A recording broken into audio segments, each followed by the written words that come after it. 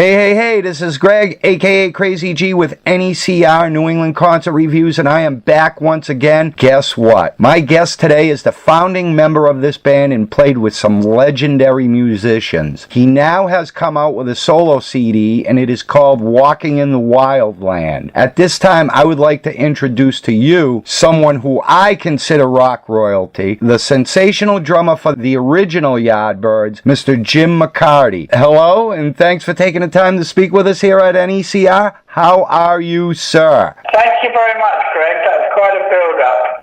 Very nice of you. I'm fine. I'm over in North America now. I just came over yesterday, so I'm a little bit jet-lagged, but I prefer to come and have a few days free before I start up the tour, which actually starts in a couple of weeks' time. Nice. Excellent. And I'm sorry to hear about your jet lag. Yeah. The Yardbirds and yourself have embarked on quite a journey through the bands in your career. Why don't you give us, if you can, a brief rundown of how we got here today? Okay.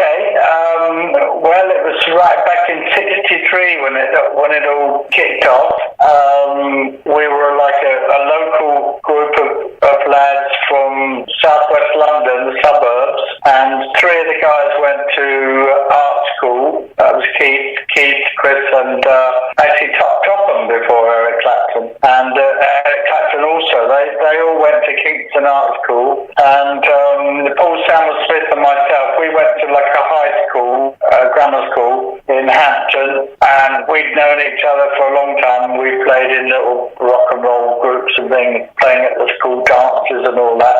And then we used to go and see the Rolling Stones. They played in our neck of the woods in Richmond, and they played in a place called the Crawdaddy, and we loved that sort of music, and we heard the early blues music coming in from the US, which was very inspiring to us, and people like Muddy Waters and Howling Wolf, Chuck Berry and Harper, all those guys. And we loved it, and it was the sort of music that hadn't been heard, really, hadn't been heard at all for a long time. I think a lot of those records were recorded in the 50s even, and we heard that stuff, and we were excited, and we wanted to play it, and we got the band together, and we went from there, and we applied to the promoter of the Crawdaddy Club when the Stones moved on, and we got the residency. That was really our big break, and played there, and from there, it's a long story. Yes, I would say it is. As much as I want to ask you a few questions about your involvement with a lot of the lineup, and I will in a little bit, but first I would like to talk about your solo CD that I had the pleasure of listening to, and it's called Walking in the Wild Land. After listening to your CD, my first impression was this seemed to almost be a reflection of some inner peace found within yourself. Is this an accurate observation, and what would you like to tell us about this magical CD? Well, it's my third solo CD. I very much enjoy singing. I think that probably comes over on the record. It has to be, the type of song that I can sing. So it's quite light, sort of folky, folk rocky. It's inspired really from where I live. I live in a quiet place in France. A lovely landscape, lovely nature. I love convening with nature, and I think that comes out in the songs. There's a sort of a healing power I find from just walking in nature, just walking through a forest even. There's something that I sort of relate to, and something I really enjoy, and it all comes out in these songs. And I always enjoy, songwriting and writing sort of poetry, which I've done for a long time, but I think finally I've sort of got it right here, Right. I'm glad you enjoy it, Greg. It's a beautiful CD, Jim. It really is. And there are a couple songs that I would like to ask you about that caught my curiosity. Mountain Song captures the essence of the sense of feeling, if you ask me. What was the inspiration behind that song? I think that was more to do with the India experience that I've had. I've been to India a few times. I was quite interested in Buddhism a few years ago. I still am, really. And I went on trips to India with a Buddhist master, which was great fun, and did some real extensive traveling. And I think that was just off the top of my head,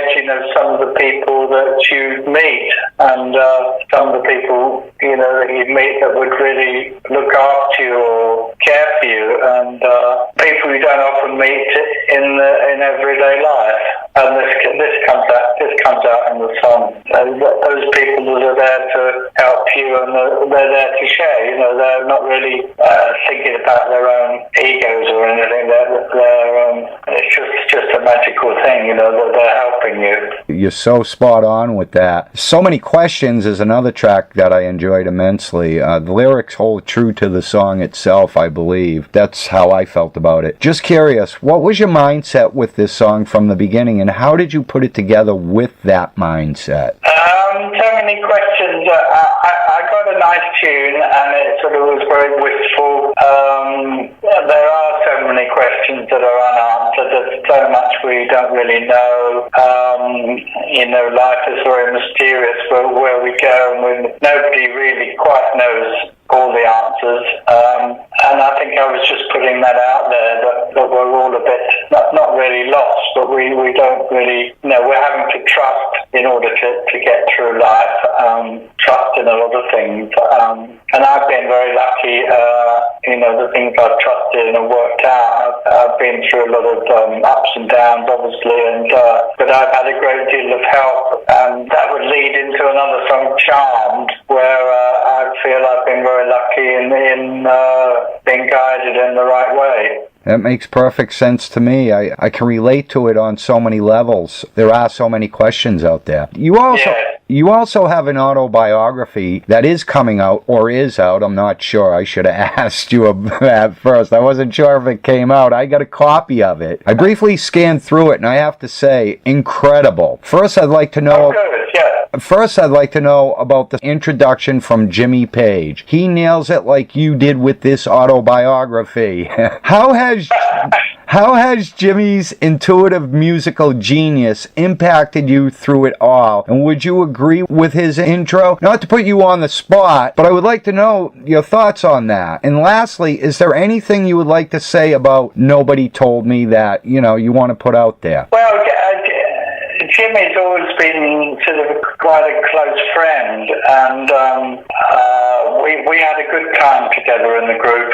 It was very, when we were together, it was good between us all. We had a nice energy within the band. It was very professional. He's a very professional guy, really. I don't know, I can't speak for what happened in the Zeppelin or whatever, but when he was with us, it was always very smooth and businesslike, and we played all the shows and had a few laughs. We didn't go overboard. We didn't throw any TVs out the window, anything like that. And Jimmy was always a good friend. And then he sort of really came back into my life when he decided to remix that old album, the Anderson Theatre from 1968, the last live recording we made as a group while we were together in the 60s anyway. And he decided to remix that. That was just a long story that had been going on for a long time. And that happened just the end of last year, and him, Chris Ray and I got together and we heard what he'd done with it, and we got together and decided on the photos for the project and all that stuff, and we renewed that sort of connection, which was nice. And while we were doing it, of course the book came up, and I said, it would be great if he would say something, and he was fine about it, and he seems to think very highly about that time with the group now, very fondly about that, and he's always putting out facts on his website that Yardbirds played here and there on this day, whatever it was, 50 years ago or whatever, And he's always been a very, very talented guy. That's great. You know, I was just sitting here and I was just being put in a trance just by listening to you, because you really don't realize how much I love the Yardbirds with all the members, including yourself. And speaking of which, we're going to get back to them. We don't have much time here, and there are so many questions I'd like to ask. Your hits are legendary. Songs like For Your Soul, Hot Full of Soul, and The Shapes of Things, to name a few. What did you learn from those early days playing with the masters of their craft, Page, Beck, Clapton, and the rest, and how did it shape you as a master of your craft? Oh, that's a very deep question there, Greg. I think we all pulled together. We all worked as a team. I would say those guys are very professional at what they do. You know, they're very good at what they do. And of course, you're part of the team. You're sort of brought along by it, you know, or your influence, and everyone's influence on making this great concoction, if you like. Something like Shapes of Things, when you break it down, it was all brought together by the band. We all put in our ideas. I thought of various parts of the song.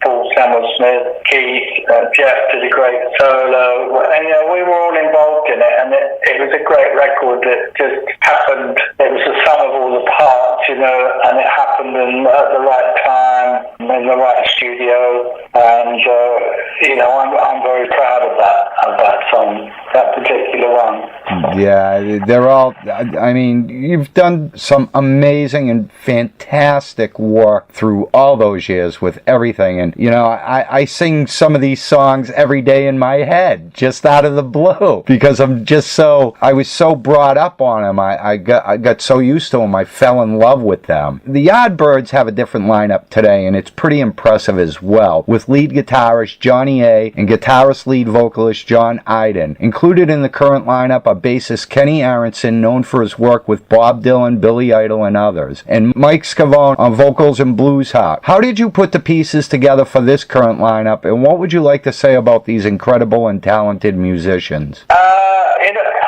It all came together really in about 2015. Suddenly, Topham was in the band, and he decided to leave, and that threw me out of it. And I suddenly thought about, for some reason, having the idea of using the American guys. Kenny and Mike were recommended by people I knew. They were recommended by other people, and I didn't know they were very keen on joining. Johnny A was around. He's been around for a while. He's been a sort of friend for a while, because he was with the Favored Nations label, you know, where we did our Birdland album back in 2003. He was a friend of Steve Vai. So we've known him for a while. John Iden, of course, was a singer on that album as well. So, you know, he's been in and out of the band also for a long time. They're very great musicians. They're very true to the Yardbird spirit. They grew up with the songs a bit like you, Greg. You know, they grew up, the songs were sort of part of their early life. They probably played them in their bands, and they were all very enthusiastic about being part of the Yardbirds. Even though I'm the only Brit left, you know, they're so honourable to the music. I think it's such a good band. I'm very proud of them. You know, you're just so eloquent in the way you express yourself towards your fellow musicians that come into the band, and it really is amazing. It's funny because I wanted to say something about this. I was listening to your answer. You're absolutely right. The stuff we used to grow up with, don't you think today is completely different? I mean, I'm 53 years old, okay? I grew up with you guys, even,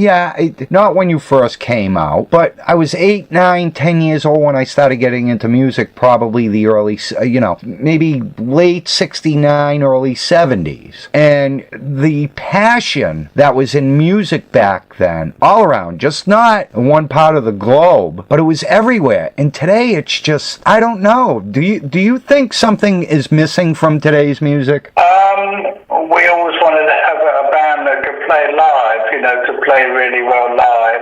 And that was the thing, I think, with our contemporaries, you know, people like the Animals and the Kinks, who they were all good live bands. They could all, go to a gig and really sound great, night after night. And you had to really in order to draw the audience. Right. I don't know whether that's quite the same now. I guess there's some young bands that are very, very good. I'm sure there are, but I don't know whether the motivation generally is different. I mean, we also, apart from playing live, we also loved that music. We loved that blues music, and we were excited by it and wanted to make it more exciting. I don't know whether the motivation now is different in that, the group's trying to work on image or work on making a lot of money, or I don't know. No, but it is quite different. Like you said, I grew up on all of those groups, the Kinks, the Who, etc., etc. I mean, I think there was more diversity back in those days than there is today. You know what I mean? Yeah. But a lot of the bands also today are getting the sound in the studio, aren't they? So they're helped by the studio techniques or whatever. Right. Which we didn't have so much. Right. No, that's another great point. The Yardbirds are actually touring, and you have a show coming up at the Lynn Auditorium here in Massachusetts, in Lynn, Mass, on May 10th. What would you like to tell us about this tour coming up and this particular show? Well, is this the one with Eric Burden? It might be the one with Eric Burden. I'm not quite sure myself. I can't remember. But if it is, that's a great bill, playing with Eric after all that time. But Eric's still really good. He's a great guy and a great singer, and he's going to play all those great songs. But we'll do a great show as well, and it's a great repertoire, as you know. It sounds good with a modern PA and, good sound man, etc. And these guys really go for it, We usually have a pretty good night. That repertoire sounds pretty good, for an hour and a half. I think people are going to enjoy that. Yes, I think so too. Well, Jim, we covered a lot here, and I think quite a bit at that. Is there anything else you would like to tell us about Jim McCarty, your autobiography, Nobody Told Me, the Yardbirds, or the tour before I let you go? Nothing really, Greg. And I appreciate the fact that you're very much into it. You seem to understand what I'm doing, and you like what I'm doing. I appreciate that. But I'd say that I also appreciate my life, because I've been very lucky, and I've managed to do some great music and keep working on in music, and a lot of people have helped me, and I may not be a multi-millionaire, but I'm quite a happy person, and I appreciate my life and the good fortune I've had. I have to once again agree with you, because you know what? I'm the same way. I live within my means. I'm happy in life. I don't need all this outrageous stuff. I'd rather be out in the woods myself and just enjoy nature and chill out and relax and kick back, sit on a rock, whatever, get inspiration from that. And today we live in a fast-paced world, and I'm just fortunate myself, and I thank you personally for numerous things, for all of the work you've put out there through the years that I have been fortunate enough to listen to and fall in love with. I appreciate you taking the time today to speak with us here at NECR, and I wish you nothing but the best with everything, with the book, with your third solo CD, Walking in the Wildland. Ladies and gentlemen, Jim McCarty, don't forget, Walking in the Wildland, Yardbirds. And really, I thank you for all your contributions to my life, because the Yardbirds were a part of my life when I was a kid. So thank you for all that. Again, I wish you the best. Good luck in the future, and all the health and well-being to you in your life. Thanks, Greg. That's very kind of you. That's very nice to hear. Thanks a lot. You're welcome. Have a good day, and good luck. Thank you. All right. Okay, take care. Bye-bye. Bye. Ladies and gentlemen, that was Jim McCarty, founding member of the original Yardbirds. He's got a new solo CD, Walking in the Wildland. The Yardbirds are back. They're coming on tour, playing all the greatest hits. Check him out. Check out his website. He's also got an autobiography, Nobody Told Me, My Life with the Yardbirds, Renaissance, and Other Stories by Jim McCarty with Dave Thompson. Check him out. He's coming to the Lynn Auditorium in Lynn, Mass. on May 10th. So if you get a chance, the Yardbirds, ladies and gentlemen. That's going to do it for this one. Once again, I am Greg, a.k.a. Crazy G for New England Concert Reviews, NECR, and I am out of here. Peace. Later.